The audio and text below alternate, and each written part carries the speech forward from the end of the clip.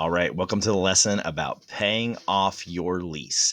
Now, the decision to pay off a lease is made for many different reasons. Maybe it was your plan all along and you leased it to own it, and the lease payment just made more sense because it was lower. You understood that, it was going to take longer and you'd pay more total, but you wanted to buy the car. And so now you're here and you want ready to purchase. Maybe you just can't find the car that you like, and you've fallen in love with the car you have and you've decided that this is your baby and you're going to keep it long term. So now you want to purchase it. Maybe you're trying to sell the car and you can't do any third party sales and you want to sell it to a friend or a neighbor or somebody else, so you need to buy it yourself first. The purpose of this video is not to talk you in or out of the decision. I hope you make that decision accordingly, what works best for you. But I just want to talk you through the process and how to actually pay as little as possible for a lease payoff. I'm sure if you are going to pay off your lease, that paying as little as possible is probably what you want to do. So here's the best way to do it. The first thing you need to do and understand is that when you purchase the car, the things that are unavoidable are the purchase price of the vehicle, the sales tax to transfer the title, the registration renewal in your own name, and that's it. So if you can just get away with paying the purchase price, the sales tax, and the registration, that's the cheapest way to buy your car at the end of the lease. Now, how do you do that?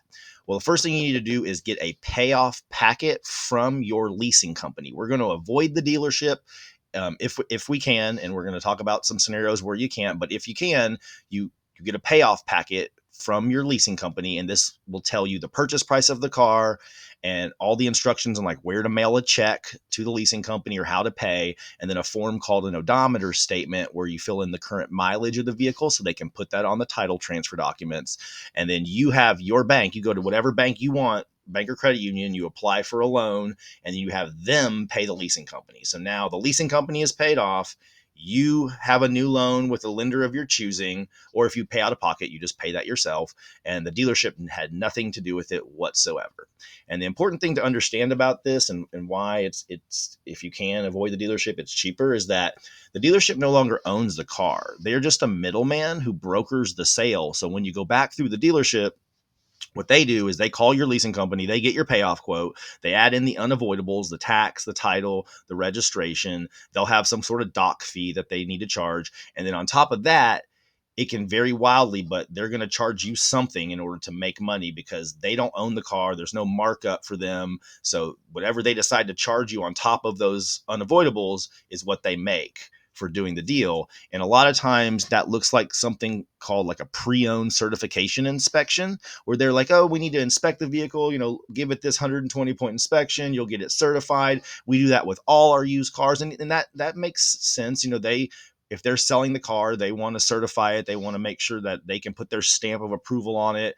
And you have to pay them for that in most cases. So if you want to avoid doing that or having to go through with those type of certifications or paying the dealership any extra fees, or there's risks too where dealers, I've seen it, mark up the price of the car or add some, sell the price for different than what's on the lease contract, and the person just didn't review the new document, signs off on it, and agrees to some markup when they didn't have to do that. They could have bought it directly from the leasing company, got their own financing, never had the dealership have anything to do with it whatsoever.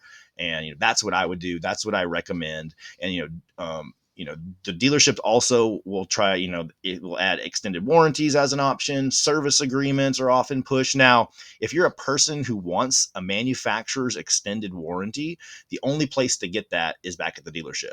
So just be aware, like if you want that and it's important to you and you want to go through the dealership and you're willing to pay for that, then that's what you do. You go back to the dealership, you pay for that extended warranty. But if you want to get the car for as little as possible, for the cheapest amount, you buy the car directly from the leasing company with no dealership involvement. Just call them for a payoff packet and send it off to your own bank or credit union, or pay yourself out of pocket.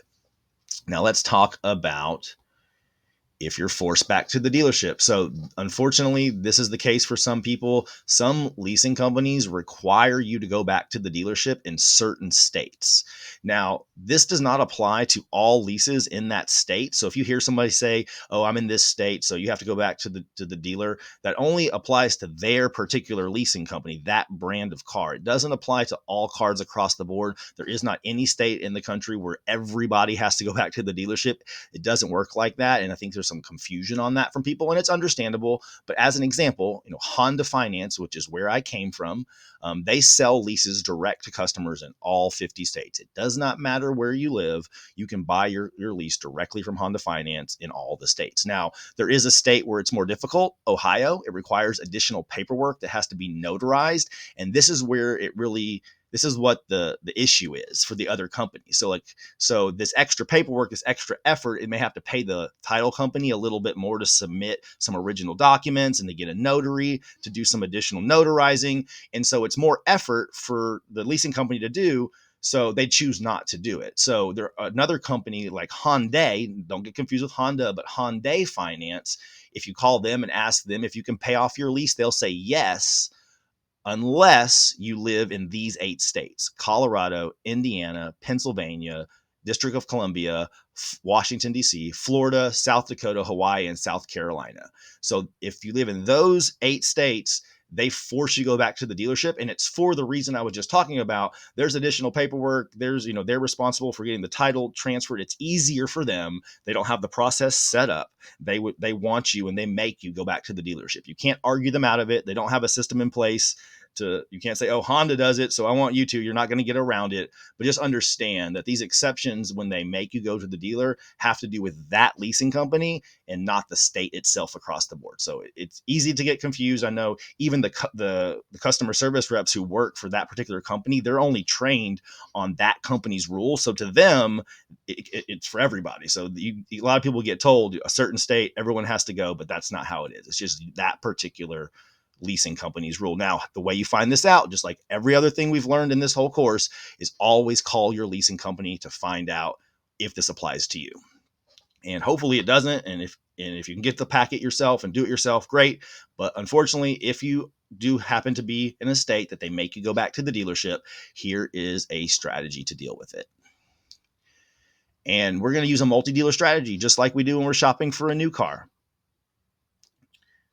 Typo, let me fix that. All right. So what you'll do is you'll call the dealers and talk to a finance manager, and call several dealers and talk to several finance managers. Now, finance managers are not easy to get directly on the phone. They're usually doing deals. They're usually, I'll call you back, leave a message. But, if you really want to maximize your savings, pay as little as possible, and you have to go to a dealer, this is what you can do.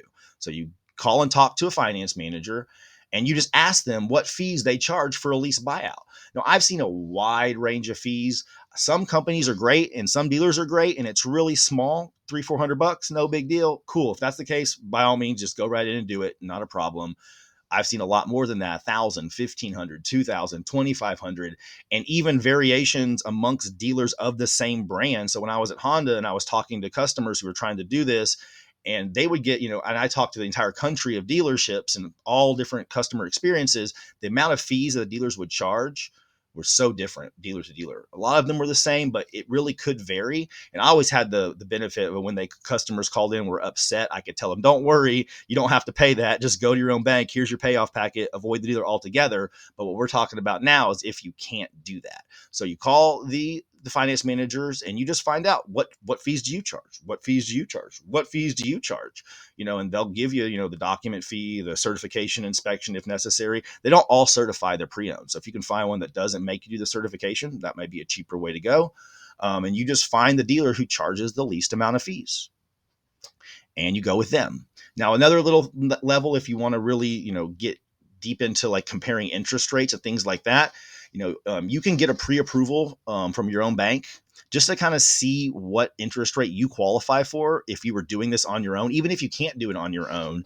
And then ask the dealer when the finance manager, when you're calling them about their fees, what kind of interest rates you're looking at for a well-qualified buyer, what's the interest rate they're offering. And, one thing to know about dealers is that they get a buy rate and a sell rate. So the buy rate is what the bank gives it to them for, and the sell rate is what they sell it to you for. So there's a markup on interest that dealers can do. And so if you're asking the dealer when you're calling in about what the fees they charge and what interest rates they charge, you can compare what the different dealers tell you about interest rates and see how that compares to what you're pre-approved without them.